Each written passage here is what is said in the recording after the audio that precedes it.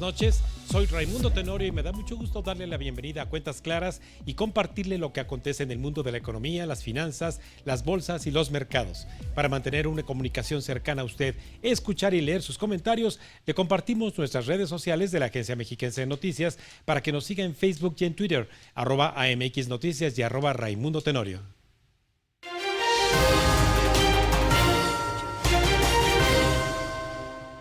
Hace más de 125 años que Julio Verne nos habló del hidrógeno verde. Lo hizo en su novela La Isla Misteriosa. ¿Qué es lo que van a quemar en lugar del carbón? ¿Agua? El agua descompuesta en sus elementos por la electricidad se empleará algún día como combustible.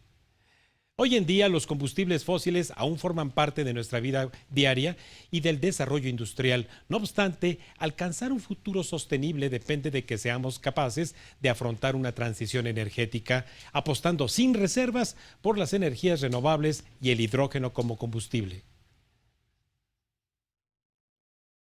Pero ¿quién mejor para analizar y explicarnos de la transición energética y particularmente con la utilización del hidrógeno verde que la maestra Abril Moreno, directora general de Perceptia 21? Buenas noches, Abril.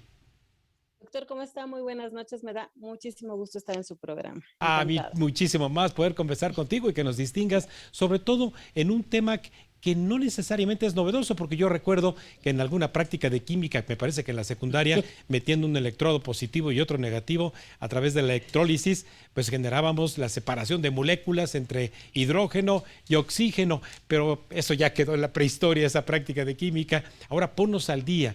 ¿Cómo va la transición energética y particularmente con lo del hidrógeno?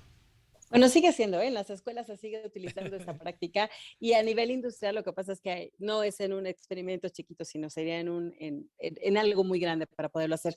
¿Cómo estamos viviendo el hidrógeno? En Europa hay países como los europeos en donde el hidrógeno ha tenido mayor desarrollo, en donde hay varios ya marcas, automóviles que están ya circulando en la vía pública, que ya metieron redes, o sea, las cadenas de carga, estaciones de carga de hidrógeno en Europa, que ya haya también aviones, ya está teniendo un gran desarrollo de plantas de hidrógeno a nivel pues, mundial. Sin embargo, y Chile, en Latinoamérica, Chile está como a la cabeza de este tema. México vamos bastante más retrasados.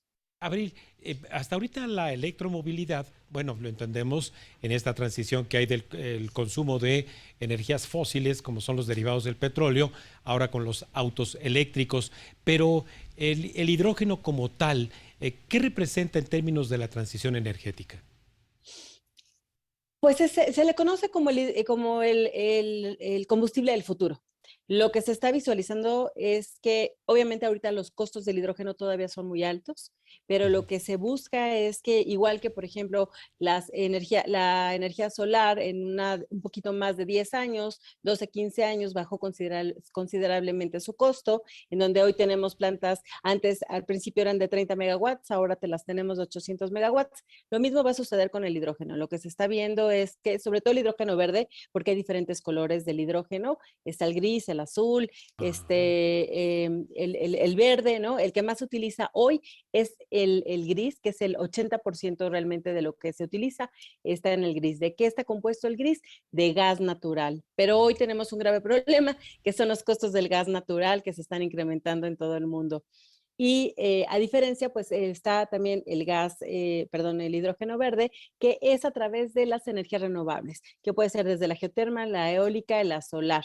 Sin embargo, todavía apenas en el mundo a lo mejor estaremos usando un 5% de este hidrógeno, pero el futuro o lo que se visualiza es que realmente se pueda crecer y sea el combustible, ahora sí que en lugar del petróleo, sea el hidrógeno el combustible del futuro para la transición energética. entonces el adjetivo de verde proviene de la fuente de electricidad que se utiliza para hacer la electrólisis. Exacto, Ah, es como el experimento de la escuela, precisamente. sí. Se ponen los dos cablecitos de electricidad, pero para que sea verde, tiene que venir de una energía renovable. Entonces, esa es la que va a generar la descomposición de las moléculas de hidrógeno con oxígeno para que las podamos utilizar y se genere otro tipo de energía, efectivamente. Porque hay que recordar que el hidrógeno no es un combustible, es un vector energético, que eso es muy diferente. Un vector energético es, digamos, es un dispositivo, una sustancia que puede tener la capacidad de almacenar energía para después utilizarla. Entonces, para las energías renovables es muy bueno porque este tema de lo que le llama la intermitencia o la variabilidad de las renovables puede ser muy bueno porque puede almacenar en las horas pico, en donde las eólicas o la solar tenga Sí. mayor generación, se almacena, se genera el hidrógeno y para cuando se necesite a precios más bajos, se puede soltar el hidrógeno para generar electricidad.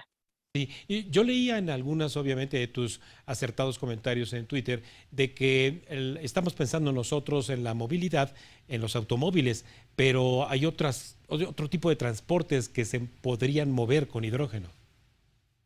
Bueno, pues sí, o sea, el hidrógeno hoy más que nada, el peso mayor de transporte está en las cargas, en los transportes pesados, Ah, en los aviones, en la parte marítima y en los grandes camiones de carga. Ahí es donde se está usando principalmente. Los autos todavía, las flotillas de hidrógeno son pues muy secundarios y además pues generalmente son de elite, digamos, no sí. son son autos caros los que se están utilizando hidrógeno. Entonces, el mayor punto hoy por hoy del hidrógeno justamente son las cargas pesadas. En términos de la temporalidad, mi querida Abril, estamos hablando obviamente de años que transcurrirán en ello. Los gobiernos, particularmente a los que te referiste de Europa, ¿cuál es su horizonte de expectativas? Mire, la verdad es que la mayoría, hoy tenemos 1 gigawatt de generación por hidrógeno a nivel mundial y Sí. se estaba esperando que para el 2050 ya fueran de 4 a 5 terawatts, o sea, es una Ujú, enormidad. ujú. Sin embargo, hoy hay un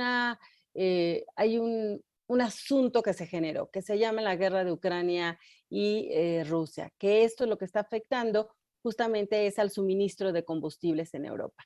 Entonces, hoy hay una problemática es la seguridad energética versus la transición energética, ¿no? Si los costos poco a poco van a ir bajando, si la generación de las renovables empieza a bajar y queda, y no solamente eso, porque también hay que invertir en la infraestructura.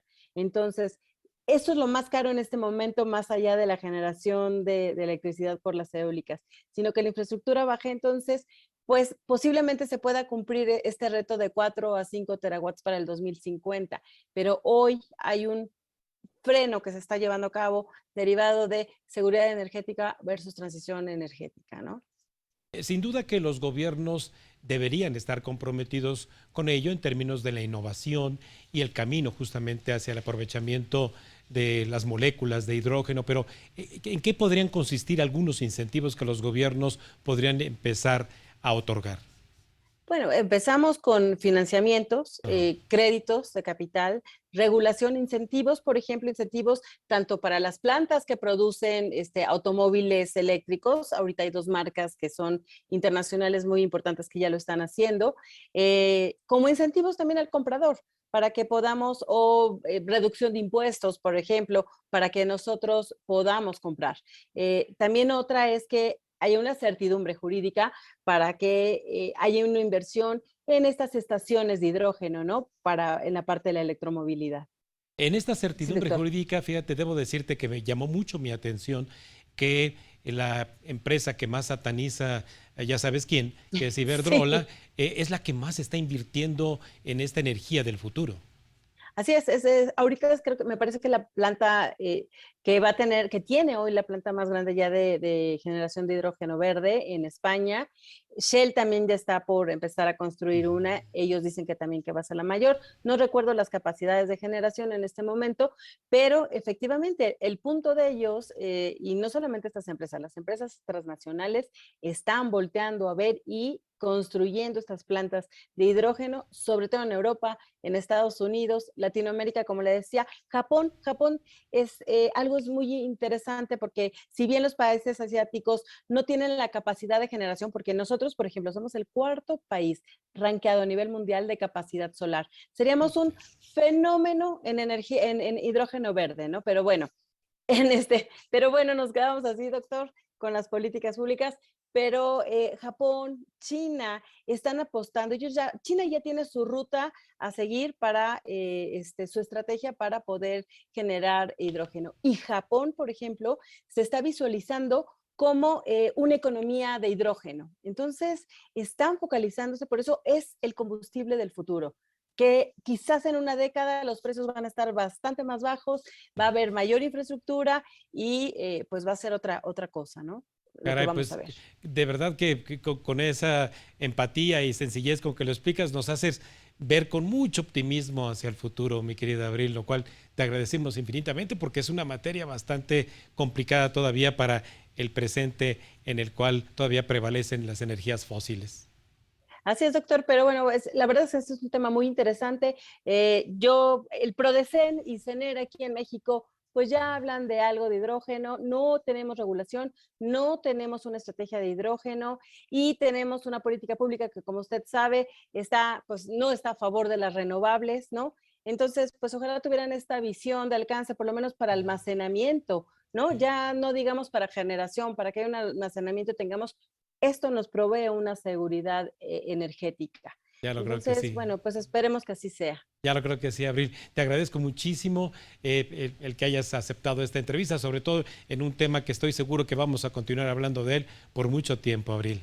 Claro que sí, doctor. Muchísimas gracias a usted y a Cuentas Claras, a toda su audiencia. Muchas gracias. Gracias, buenas noches. Gracias a Buenas ti. noches. Bueno, pues como lo escucha, los desafíos para la transición energética y el derecho a un ambiente sano están ya en la agenda actual, tal y como acabamos de escuchar en la voz autorizada de Abril Moreno. Vamos a un breve corte y regresamos con más Cuentas Claras aquí, en la Agencia Mexiquense de Noticias.